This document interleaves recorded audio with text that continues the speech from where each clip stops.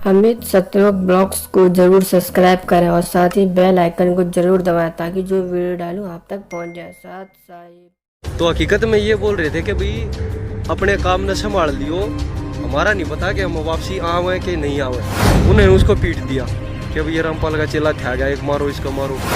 Channel बदलते बदलते गुरुजी दिखे तो मैंने एकदम से गाली दी, मगा रही और रामपाल हमारे घर ने की था क्या, मगा राकस मगा भाई टीवी फोड़ना पड़ा। मैंने भाई मगा सुना है भाई डिगल की बाजी है। वैसे डिगल वाले से पूछा तो कोई कह रहा है बराने की बागी थी, कोई कह रहा है भाई करोथा की बागी थी। क्या नाम है सर? जय किशन दास अम्मी जी। कहाँ से हो?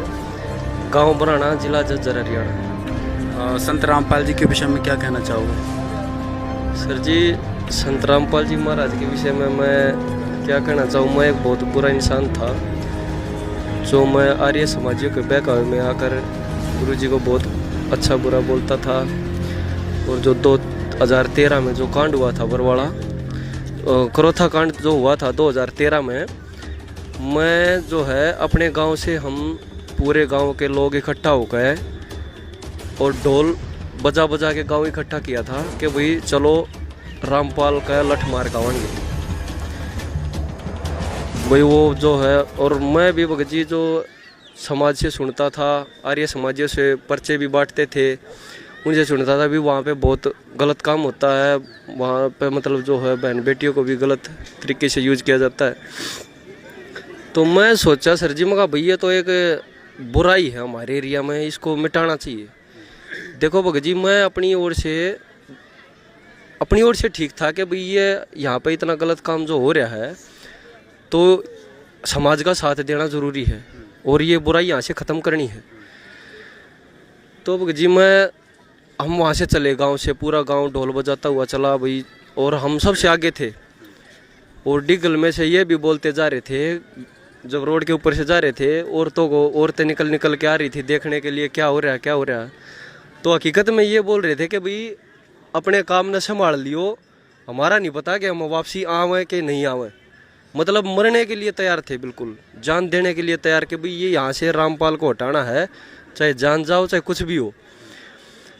तो भगत जी डिगल में जा लिए, जब कुछ डिगल वासी भी हमारे साथ हो लिए जत्थे में कि भाई चलो भाई जब बराना ही पूरा उठ के आ गया तुम पीछे क्यों रहो। तो उधर से गोची गांव के उठ के आ गए। तो भगत जी हम जैसे ही टूल टैक्स पार किया तो मिलिट्री इतनी ज़्यादा खड़ी थी कि भाई हम वहाँ पर जा नहीं पाए। तो खेतों में चले गए, खेतों में पूरा दिन भूखे प्यासे बैठे रहे। हालांकि हमने किसी का हाथ नहीं लगाने पाए, किसी भगत का हमने कुछ किया नहीं। दूर से ही बोल रहे थे कि भाई नाश कर देंगे, ऐसे कर देंगे। और भक्तों को देख भी रहे थे हम दूर से कि भाई हाथ जोड़ते आ रहे हैं और भाई बसों में बैठ रहे हैं। फिर भी सोचे यार भाई ठीक है, जो कुछ हो गया होगा, अपना शाम को वापसी आने लग गए। तो हमारे गांव का ही, हमारे पड़ोस का ये भगत था, तो वो डिगल बस स्टैंड पे मिल गया। मैं थोड़ा पीछे रह रहा था, जो हमारे साथ थे बंदे, हमारे बिल्कुल रिलेटिव जो साथ में गए हुए थे, उन्होंने उसको पीट दिया कि अब ये रामपाल का चेला था गया, एक मारो इसको मारो। तो पीट दिया भगत जी। हालांकि वो बहुत अच्छा लड़का नेचर का है। फिर मेरा नू दुख सा भी आया, मका यार लड़का तो सीधा था, गलत पीट दिया। वहाँ कुछ भी था यार, अब था अपने गाँव का ही। तो भगत जी फिर मैंने 2014 में गोरड गांव में पुस्तक सेवा हो रही थी, 2013 की बात है शायद, 2013 गोरड गांव में पुस्तक सेवा हो रही थी। तो ज्ञान गंगा पुस्तक लेके घूम रहे थे भगत जी। मैंने सोचा भाई ले 10 रुपये की तो है, कितनी मोटी किताब देने लग रहे। मैंने भगत जी वहाँ आने के उसका एक पेज पढ़ा, मैंने बहुत अच्छी लगी। मैं कहा यार ज्ञान तो एक नंबर का है। मैंने उसका पेज मोड़ दिया भगत जी, पेज मोड़ कर रख दिया। मैं उसको नहीं पढ़ने पाया, बिल्कुल भी नहीं, उठाने का टाइम ही नहीं लगा। फिर भगत जी मैंने नई डिश लगवाई थी फ्री वाली, और टीवी भी तभी लेकर आया था, तब तक नहीं था। तो मैंने चैनल बदल रहा था, खाना खाते खाते चैनल बदलते बदलते मेरे मामा का लड़का भी मेरे साथ बैठा हुआ था, संदीप नाम है उसका। चैनल बदलते बदलते गुरुजी दिख गए। तो मैंने एकदम से गाली दी, मगा रही और रामपाल हमारे घर ने की था क्या, मगा राकस मगा भाई टीवी फोड़ना पड़ेगा, मगा के यार डिश पड़वानी पड़ेगी, दूसरी लगवानी पड़ेगी, मगा गलत नंबर मिल गया भाई। तो भगत जी मेरे मन में परमात्मा ने प्रेरणा करी अंदर से कि भाई सुनते ले दुनिया ने क्यों कर बहका रहा है भाई, कोई तो बात होगी, इतनी दुनिया ने बका रहा है, तू सुनकर तो देख ले। फिर भगत जी उस दिन वो 7:40 पे आता था जब सत्संग 8:40 तक, तो मैं लगभग 8:30 बजे देखने लगा था। तो मैंने उस दिन 10 मिनट का देखा। भगत जी गीता पढ़ा रहे थे गुरु जी के भाई साथ में देगा 12 से 15 श्लोक, रजगुण ब्रह्मा सतगुण विष्णु तमगुण शिव जी की भक्ति करने वाले राक्षस स्वभाव को धारण किए वह मनुष्य में नीच दूषित कर्म करने वाले मूढ़ गवार लोग होते हैं। और मन 9 साल हनुमान का बरती रहते हो लिए भगत जी। और कावड़ भी लिया है मैं, 3 कावड़ भी लेकर डाक कावड़। तो मेरे भगत जी एकदम अचंबा हुआ। मका यार या के बात व्रत करना भी मना, मका गीता में लिख रखा है। फिर गुरु जी ने साथ ही ये बोल दिया कि भी सारा समाज शिक्षित है, पढ़ा लिखा है, तुम ब्राह्मणों का आज तक तुम्हें किसी ने गीता दिखाई नहीं रही है, उसका सहारा ले लेकर तुम्हें गलत पाठ पढ़ा रहे हैं। भाई मैं नहीं कहता, कदे नहीं मानो रामपाल कहो है तुमने, तुम खुद उठा के देखो, पढ़ा लिखा समाज है।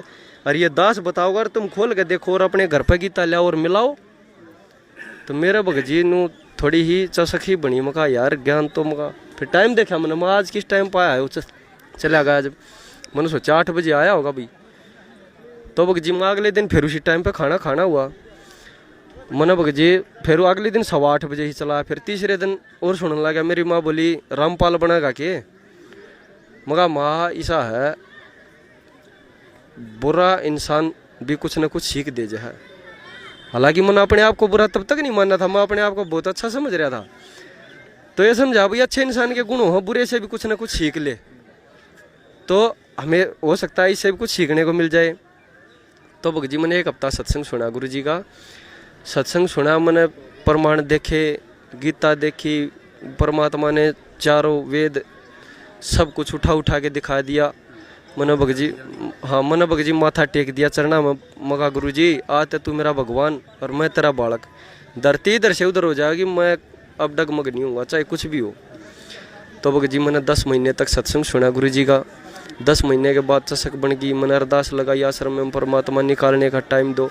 उसी दौरान मेरे को गुरु जी ने एक प्राइवेट नौकरी भी दिलवा दी थी, और आज सरकारी शायद कम पड़ जाएगी उसके बराबर, परमात्मा ने उसी नौकरी पर लगा हुआ तब से। तो भगत जी मालिक एक चीज़ बताइए, आप आर्य समाजी थे, कट्टर आर्य समाजी थे, आपने करौथा आश्रम पे आक्रमण करने भी गए थे आप, फिर ऐसा क्या आपको बहकाया गया था आर्य समाज के द्वारा, क्या फैला? क्योंकि आज भी लोग भ्रमित हैं, तो किन बातों को लेके भ्रमित हैं संत रामपाल जी को लेके? भगत जी देखो, हमारे एरिया में एक बात चली हुई है कि भाई वहाँ पे जो है भैंस ने प्रसाद खाया और भैंस आश्रम में भागी। कि कोई लेडीज आश्रम में गई हुई थी, तो उधर उसने वो प्रसाद खुद तो खाया नहीं, भैंस को डाल दिया, भैंस भागी। तो भगत जी मैंने इस तय तक भी गया, मैंने भाई मगा सुना है भाई डिगल की भाजी है भैंस। डिगल वाले से पूछा तो कोई कह रहा है बराने की भागी थी, कोई कह रहा है भाई करौथा की भागी थी। तो मगा भाई वो ऐसा इंसान तो मशहूर हो जाता है, भाई जिसकी भाजी है वो सभी बोलते हैं इसकी भागी, लेकिन वो अपना आदमी आज तक ऐसा कोई नहीं मिला कि भाई उसकी भैंस भागी है। ठीक है, मैंने तब से विचार लगाया, मैंने भाई मका भाई ठीक है, ये समाज दुनिया ही बहकाए हुए में हम गलत आए हुए थे। आर्य समाजियों ने कहा था ऐसा हुआ है, वहाँ तो जेवर मिले हैं औरतों के, हैं अखबारों में भी देखा था कि भाई वहाँ पर तो इतनी बोरी जो मंगलसूत्र मिले औरतों के हैं, और ये मिला और ये वो मिला। मतलब बहुत अच्छे से अच्छा इंसान अगर उस बात को सुन लेना तो वो भी उनके बहकावे में आया हुआ ही था।